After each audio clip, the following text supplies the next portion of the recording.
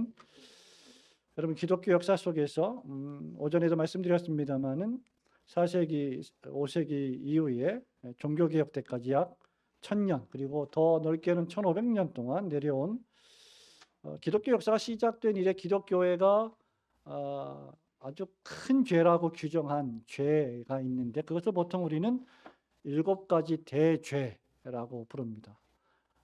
사람을 죽음에 이르게 하는 7가지 대죄, 사람을 죽이고 살인하는 그런 것만이 죄가 아니라 스스로 자기 자신을 죽음으로 이끌게 만드는 7가지 죄가 있는데, 그것이 바로 교만, 첫 번째가 교만, 허영심, 분노, 나태, 게으름, 그리고 탐욕, 탐식, 정욕이라고 하는 7가지 죄입니다. 기독교회가 1500년 동안 7가지를 큰 죄로 규정을 해왔습니다. 그리고 실상의 7가지 대죄는 세상을 등지고 경건한 삶을 살아갔던 소위 그 당시에 사막 교부들이라고 불리는 아주 경건한 거룩한 신자의 삶을 살아갔던 모범적인 교부들이 주창했던 7가지 대죄이기도 합니다. 그런데 이 7가지 대죄는 사막 교부나 성직자들 뿐만 아니라 일반 그리스도인들에게도 다 적용되는 그런 죄입니다. 하지만 한때 여러분, 우리 그리스도인들이 또 교회가 죽음에 이르는 큰 죄다라고 규정했던 것들이 오늘날 현대인들에게는 오히려 구현해야 하고 누려야 될 즐거움과 어떤 쾌락으로 인생을 즐겁고 행복하게 살아가게 만드는 활력소로 탈바꿈하기도 했습니다. 놀랍게도 말이죠. 피터 레이아트는 십계명 해설서에서 이렇게 말합니다. 오늘날 교만은 7가지 대죄, 이 죄가 오늘날 어떻게 변했는지를 설명하는데, 오늘날 교만은 자존감의 과시로, 허영심은 당신이 가치를 부여하는 멋진 모습으로, 분노는 감정의 해방으로, 감정의 탈출로, 나태는 휴식으로, 탐욕은 힐링과 소비라는 이름으로, 탐식은 미식가들의 종교로, 그리고 정욕은 개인의 성적 취향으로 탈바꿈하고 있다. 과거의 7가지 죄악들이 현재는 결코 죄가 아니라는 거죠. 오히려 우리가 누리고 즐거워하고 선택할 수 있는 그런 인생의 기쁨이라는 것입니다. 그 가운데 하나가 바로 오늘 우리가 살펴보려고 하는 탐욕입니다. 또는 탐심이라는 말입니다. 디모데전서 6장 10절에 보면요, 바울은 탐욕 또는 탐심은 일만하게 뿌리다, 특별히 돈에 대한 탐욕은 일만하게 뿌리가 된다라고 경고한 바 있습니다. 야고보서 1장 14절 15절에 보면 야고보 선생님 뭐라고 말했습니까? 욕심이 잉태한 즉 죄를 낳고 죄가 장성한 즉 사망을 낳는다, 죽음을 낳는다라고 경고했습니다. 이런 이유 때문에 바울은 골로새 교회에 편지하면서 골로새서 3장 5절에 보면요, 탐심하는 자는, 즉 욕심을 가지는 자는, 아주 상대방이 가진 것을 내 것으로 만들려고 하는 나쁜 마음을 가진 사람은 우상을 숭배하는 자다, 이렇게 규정을 한 바 있습니다. 왜 탐심이 우상 숭배일까요? 왜냐하면 그것이 지향하고 목적하는 바가 바로 하나님의 자리를 대신하기 때문입니다. 우리의 마음에 하나님이 자리하고 계시는데, 영적으로.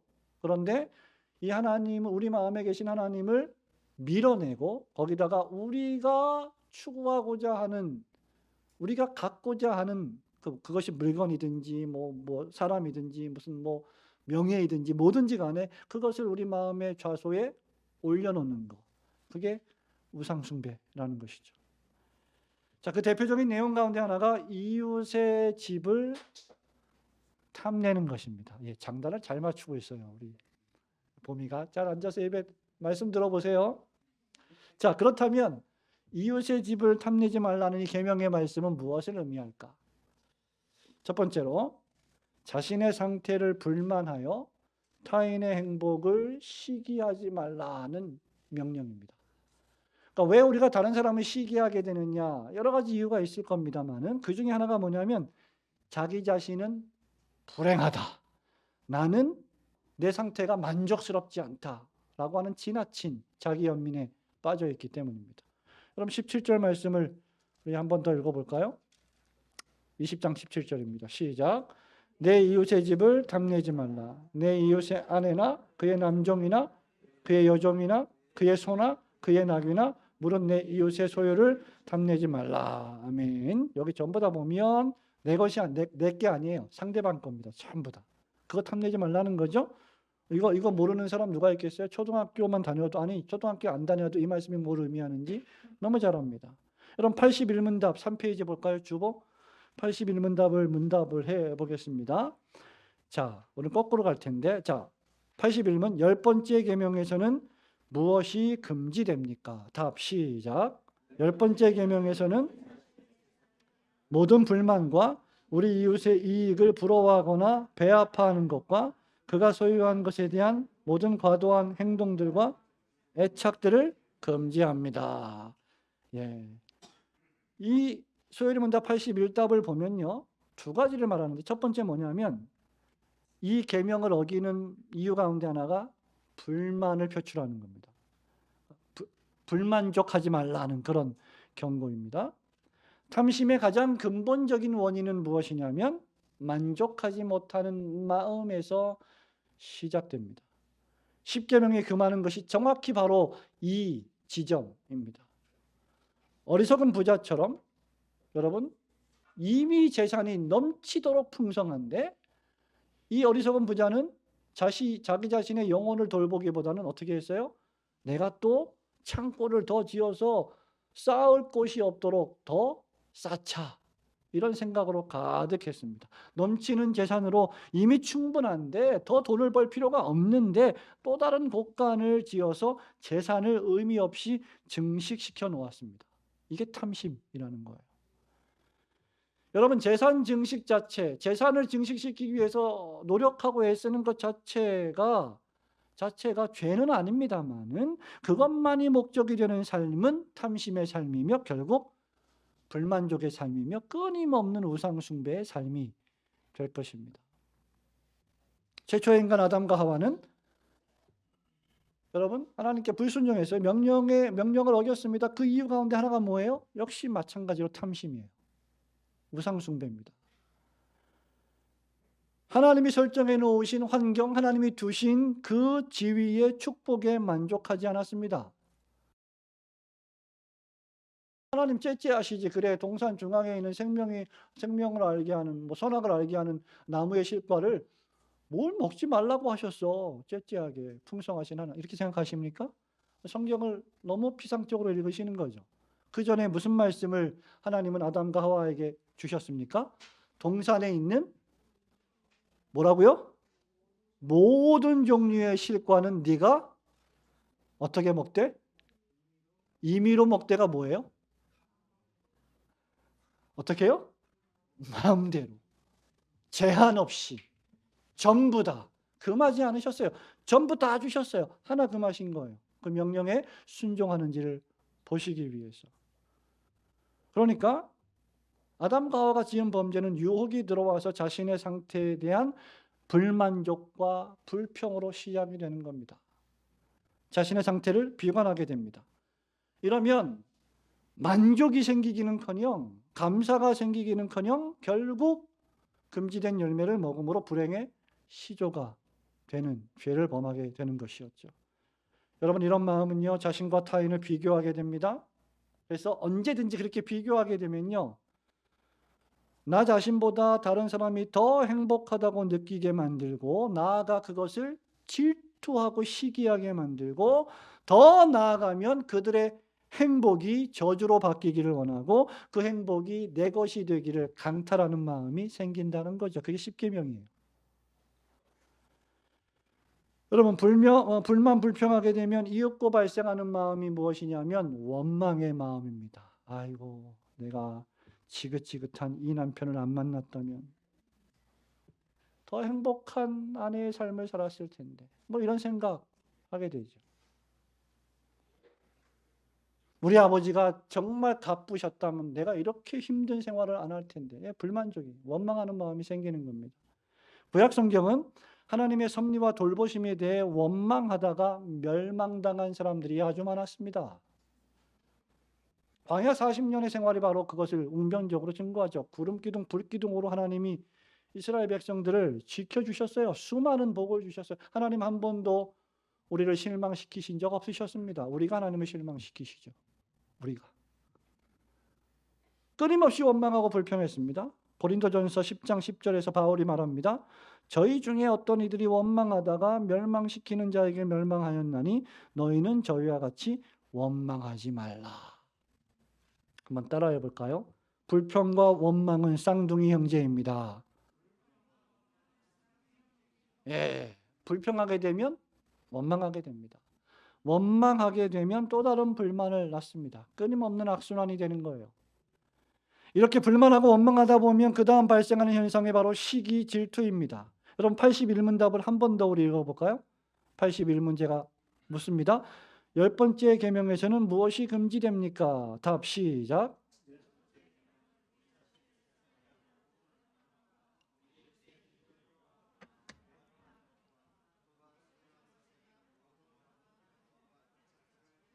네, 첫 번째는 불만이고요. 두 번째는 시기입니다. 81문답이 불만과 시기 두 가지를 말해요. 하나님은 탐내는 것을 금하십니다. 이게 정확히 본문 17절 말씀이 의미하는 바입니다. 탐내는 대상이 무엇입니까? 본문에 보면 이웃의 아내, 그의 남종, 그의 여종, 그의 소나, 그의 나귀, 그리고 그의 소유물. 전부 다 소유격이죠. 전부 다 누구 거예요? 그의 거예요. 내 게 아니에요. 다 상대방의 거예요. 이웃이 가장 소중히 여기는 아내로부터 소유물인 물질에 이르기까지 그 모든 것이 대상입니다. 그리고 그것을 비교하여 나는 불행하고 저 사람은 행복하니 저것을 내 것으로 만들어 버리자. 이런 종류의 부당하고 불법한 행위와 감정들이 바로 탐심의 죄악입니다. 사촌의 땅을 사면 배가 아픈 거, 이거 탐심이에요. 여러분, 대표적인 인물이 누구입니까? 구약 성경에 보면 부당한 방법으로 아내가 많았음에도 불구하고, 구약 시대에는 일부 다처제 였으니까 많았음에도 불구하고 부당한 방법으로 우리아의 아내를 취한 다윗이 그랬습니다. 탐심입니다. 이 탐심으로 살인까지 저지르게 했습니다. 또한 여러분, 나봇의 포도원을 강자와 포갑으로 빼앗고 나봇을 죽여버린 아합 왕이 그랬습니다. 이미 풍성히 가지고 있음에도 불구하고 내가 가지고 있지 않은 상대방의 어떤 것들이 더 멋지고 아름답고 귀해 보여. 그거 빼앗는 거. 이게 탐심이라는 거죠. 여러분, 이런 탐심은 나하고 상관이 없습니까? 아니에요. 우리 어린 자녀들, 이런 탐심은 나하고 상관이 없을까? 그렇지 않습니다. 엄마 아빠가 나보다 내 형을 더 좋아하는 것 같아. 나보다 내 동생을 더 사랑하는 것 같아. 시기하고 질투합니다. 뭐예요? 탐심입니다. 왜 그거를 못 참아내요? 목사님은 참아내셨나요? 저는 막내여서 잘 모르겠습니다만. 여러분, 성경에도 있잖아요. 요셉을 보세요. 아버지의 사랑을 독차지했습니다. 그러니까 막내를 향한 질투심으로 요셉을, 형제인데 죽여버리려고 했던 11명의 형들, 못된 놈들. 예, 아버지가 좀 사랑 더 한다고 죽여버리고 싶어요. 그게 사람입니다. 그게 죄인이에요. 아이, 목사님, 저는 그렇지 않습니다. 천만에요. 우리 모두가 다 그런 죄성을 전부 가지고 있습니다. 여러분, 이렇듯 하나님께서 나에게 주신 기업과 소유물과 믿음에 불만족하기 시작하면 매사에 불평이 생깁니다. 그러므로 탐심은 어떤 의미에서 하나님이 이제까지 나에게 공급해 주신 그 공급에 대한 불신앙입니다. 하나님의 은혜에 대한 배은 망덕이에요. 은혜를 모르는 거죠. 잊어버리는 거죠. 성도 여러분, 우리가 사실상 지금 대단히 매우 어려운 시대를 살아간다고 하더라도 사실 뭐 지금까지 살아오면서 어렵지 않은 시대가 있었나요? 맨날 어렵대요. 우리는 50년 동안 어렵대요. 60년 동안 어렵답니다. 그런데 아무리 힘들고 어렵다고 해도 여러분, 제가 볼 땐 풍요롭게 살아갑니다. 밥 굶는 사람 별로 없습니다. 행복하게 살아가요. 예, 우리 자녀된 여러분, 여러분의 아버지가 아침부터 저녁까지 열심히 일해서 여러분들을 먹여 살리고 교육하고 사랑으로 돌보는 것에 감사해야 합니다. 행복하게 살아가게 하기 위해서 얼마나 큰 노력과 수고를 하고 있습니까? 그런데 우리가 모든 것을 가졌고 풍족하게 살면서도 우리는 여전히 좀 더 많이 가지길 원하죠. 여전히 더 새롭고 신기한 것을 추구합니다. 자신의 상태를 불만하고 불평하며 살아서는 안 된다는 말이 우리의 재산과 부를 증식시키지 말라는 말씀을 의미하지는 않습니다. 정상적인 방법으로 우리는 우리의 재산권을 보호하고 열심히 돈을 벌어야 합니다. 성경은 여전히 열심히 부지런히 일해야 하며 심지어 일하기 싫어하거든 먹게도 하지 말라라고 경고하고 있습니다. 누구든지 성인이 되면 자기 힘으로 열심히 일을 해서 독립하여 살아가야 될, 자기 인생을 살아가야 될 책무가 있습니다. 청년 여러분, 독립해서 직장 생활하며 돈 벌고 결혼해서 아이 낳고 여러분의 인생을 부모님께 의지하지 않고 살아가야 됩니다. 아멘이 없습니다. 그럼에도 불구하고 우리가 우리 자신의 상태를 비관하고 불만한 나머지 하나님이 금하신 방식으로 탐욕을 부린다면 그것은 하나님의 계명에 대한 명백한 위반입니다. 그러므로 여러분, 첫 번째로 여러분 각자의 상태에 불평하지 말고 도리어 감사하며 동시에 타인이 누리고 있는 행복을 부당하게 시기하지 않는 도리어 축복하는 성도들이 되시기를 주님의 이름으로 축원합니다. 그러면 두 번째로 그리스도인은 어떻게 할 때 이런 탐심을 제거할 수 있을까요? 여러분의 귀에 누군가 이렇게 했더니 떼돈을 벌었대 하면 어때요? 예, 솔깃하죠. 요거 적은 어떤 노력으로 큰 돈을 벌 수 있다. 그런 생각 다 하지 않습니까? 그게 탐심이에요, 그게. 정상적인 방법으로는 그렇게 벌 수가 없어요. 그럴 수 없습니다. 그래서 탐심을 어떻게 제거해야 하느냐? 두 번째로 긍정적으로 보면 우리 자신의 상태에 만족하고 의와 사랑의 정신으로, 공의와 정의와 사랑의 정신으로 이웃을 대해야 한다. 그런 명령이 10계명의 마지막 계명의 명령이라는 거죠. 여러분, 이번에는 80문답을 해볼까요? 80번입니다. 자, 10번째 계명에서는 무엇이 요구됩니까? 답 시작. 10번째 계명은 우리의 이웃과 그가 가진 모든 것에 대한 올바르고 자애로운 영의 틀과 함께 우리 자신의 형편에 대한 온전한 만족을 요구합니다. 예. 번역이 조금 여러분 이해하기 어려울 수도 있어요. 올바르고 자애로운, 다른 말로 하면 의롭고 자비로운 사랑의 마음.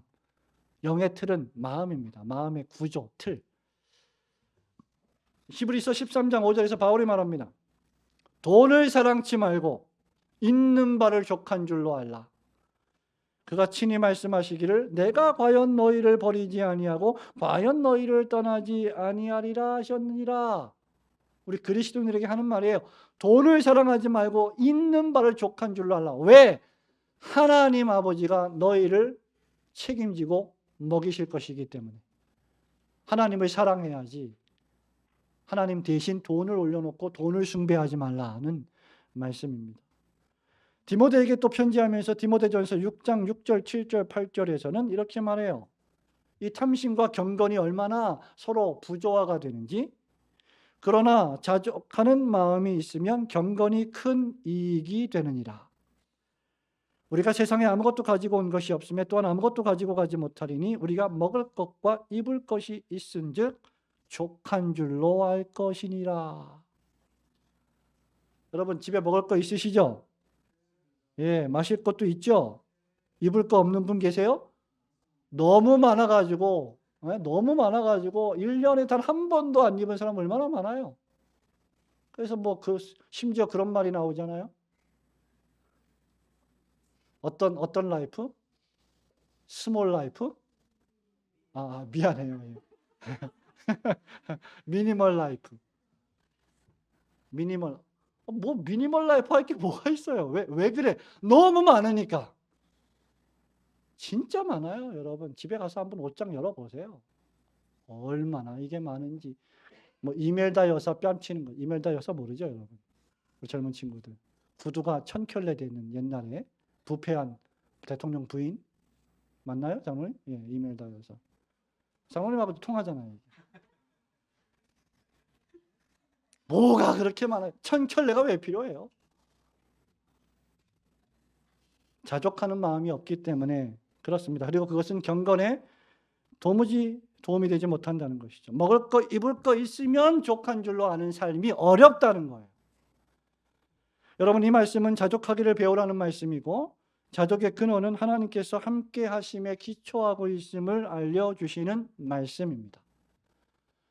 여러분, 자족이 없으면요 시편 23편 1절은 불가능합니다. 여러분이 그냥 읽는 거예요. 그건. 여호와는 나의 목자시니 내게 부족함이 없으리로다. 말로만. 자족하는 마음이 있어야 가능한 겁니다. 근데 여러분, 현대문화가 우리에게 부추기는 건 뭐예요? 더 많이. 예. 더 많은 돈을 벌어. 네가 대접받을 수 있는 거야. 네가 떵떵거리며 살 수 있는 거야. 야, 더 큰 집을 가져.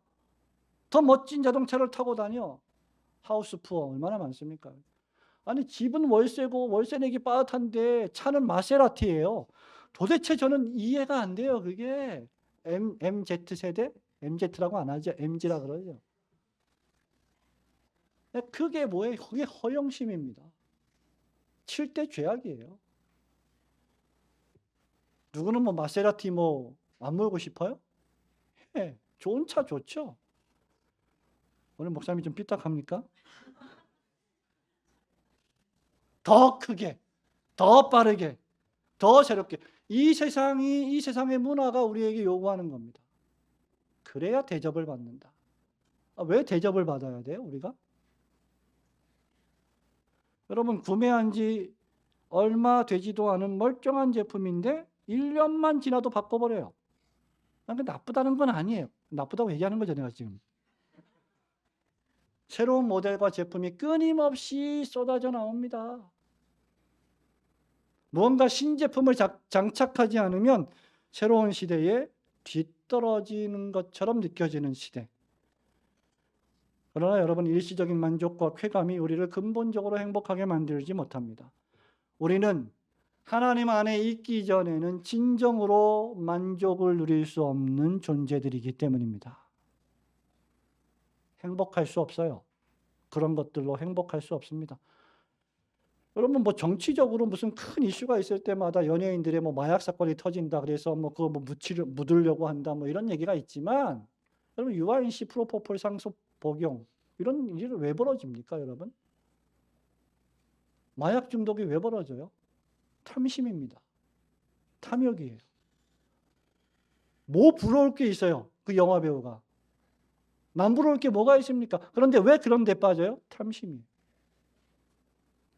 전도서 기자는 3장 11절에서 이렇게 고백합니다. 하나님이 모든 것을 지으시되 때를 따라 아름답게 하셨고 또 사람에게 영원을 사모하는 마음을 주셨느니라.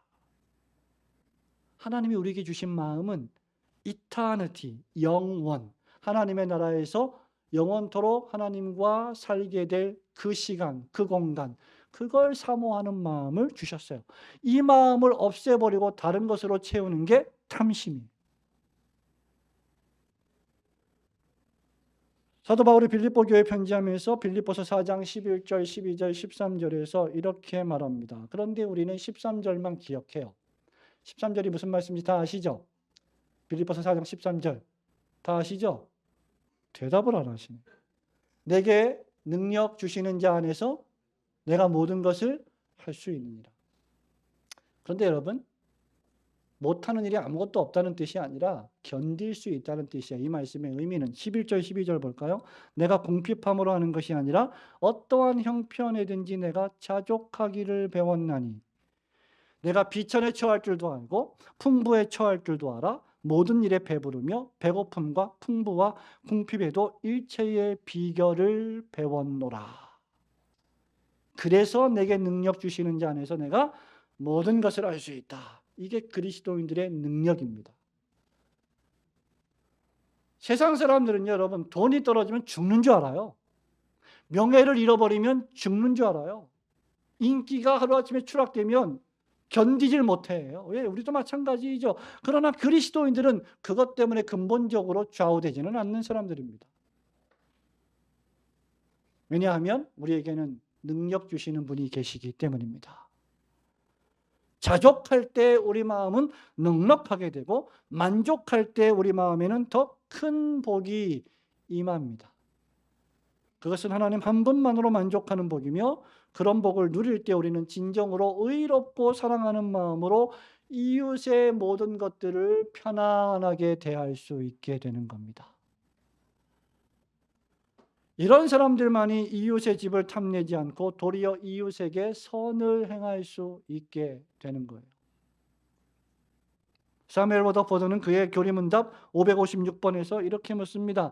우리 안에 어떤 죄들이 십계명에서 정죄되어 있습니까? 라고 묻고 그리고는 세 가지로 답합니다. 첫 번째, 우리 이웃에게 선을 행하려는 거룩한 성향이 우리의 본성에 없는 것.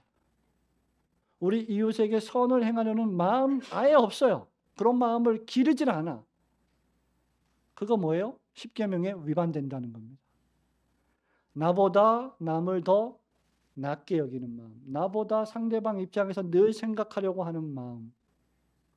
두 번째, 악을 행하도록 부추기는 정도에서 벗어난 악한 생각. 모든 행동과 행위들은 이미 생각에서 나옵니다. 마음에서 나옵니다. 그러므로 무릇 지킬 만한 것보다 더욱 내 마음을 지키라. 생명의 근원이 이에서 남이니라. 솔로몬 왕이 잠언에서 말한 바 있습니다. 세 번째, 우리가 갑작스러운 소원과 악한 꿈과 같은 것들을 매우 기뻐함으로 환영하여 받아들인 정도에서 벗어난 악한 생각과 우리로 하여금 우리 이웃에게 선을 행하라고 가르치는 성령을 거슬러 싸우는 것입니다. 긴 말이지만 여러분 이겁니다. 갑작스러운 소원. 평상시에 늘 기도하면서 생각했던 것들이 아니라 육체적인, 육적인 욕심, 소욕에 따라서 갑자기 드는 생각이에요. 그리고 뭐라 그랬습니까? 꿈. 악한 꿈. 아니 목사님, 꿈이 뭐 십계명하고 무슨 생각이 있습니까? 악한 꿈과 같은 것들을 기뻐한다. 이게 무슨 말입니까, 여러분? 꿈을 꾼다는 거는 여러분, 기본적으로 꿈을 꾸지 않을 때, 활동할 때 우리의 생각과 가치관, 그것에 대한 반영이 우리의 꿈이에요. 그래서 여러분, 우리가 뭔가를 깊이 의식하면 그것에 대한 꿈을 꾸죠. 뭔가 걱정하는 일이 있으면 꿈에서 나오기도 해요. 기뻐하고 즐거워하는 일이 있으면 그런 꿈을 꾸기도 합니다. 근데 그게 악한 생각이면 그게 평상시 우리가 생각했던 반영이에요. 이런 일들은 우리가 우리 상태에 자족하는 마음이 없기 때문에 벌어지는 것들입니다. 그렇다면 이런 자족은 우리에게 어떻게 발생할까요? 아까 말씀드린 대로 우리가 더 많은 걸 소유하고 더 새로운 것들을, 더 신제품들을 경험해야 우리는 만족하게 될까요? 여러분 중에 제가 볼 때 단 한 분도 그런 분 없습니다. 새로운 거 샀다고 만족해요? 그때뿐이죠. 우리 아이들 보세요. 어렸을 때 기억나요? 하율이, 세미, 지유, 서하 어딨나? 봄이, 소미. 또 이제 없네. 우리 어린아이들이 몇 명 없네 지금. 우리 화린이. 예. 옛날에 아빠가 장난감 사가지고 왔어요. 기억 안 나나? 안 사다 주셨나? 근데 그거 며칠 갖고 놀아요? 아니 몇 달 갖고 놀아? 실증나죠. 또 새로운 거 갖고 싶고. 예, 그게 사람이에요. 얼마나 많은 장난감들을 우리가 갖고 놀다가 버립니까? 그게 인생입니다. 그런 것들로 자족하거나 만족하지 않는다. 성경은 어린아이고 어린이고 간에 오직 그리스도 예수를 믿는 믿음으로만 이런 자족과 감사가 가능하다고 가르쳐줍니다. 예수님은 우리가 탐심이라는 질병을 치유하시는 우리의 탐심이라는 질병을 치료하시는 의사이십니다. 우리가 그리스도의 십자가 앞에 진정으로 나아갈 때 우리에게는 진정한 자유가 있을 것입니다. 요한복음에 진리를 알지니 진리가 너희를 자유케 하리라 하셨는데 이 진리는 예수님이십니다. 우리는 그 무엇으로도 자유케 되지 않아요. 결코 자유케 되지 않습니다. 예수님은 내가 곧 길이요 진리요 생명이니 나로 말미암지 않고는 아버지께로 올 자가 없다 말씀하셨습니다. 그러므로 여러분 자신의 형편에 대해 온전히 만족하시면서 의와 사랑의 마음으로 이웃과 그들의 소유를 대하시고 그들을 축복하시는 성도들이 되시기를 주님의 이름으로 축원합니다. 우리 어린 자녀들이 뭐 좋은 거 생겼으면 형이 먼저 해요. 형이 먼저 선택해요. 동생아 네가 먼저 가죠. 왜 그렇죠? 그런 마음이 의롭고 자비로운 사랑의 마음인 겁니다. 말씀을 맺습니다. 어거스틴은 이런 말을 했습니다. 내 하나님이 아닌 모든 부유함은 내게 빈곤이다. 가난함이다. 이렇게 말했어요. 하나님과 관계없는 부유함, 불신앙적인 부의 축적, 그것이 바로 빈곤함이다.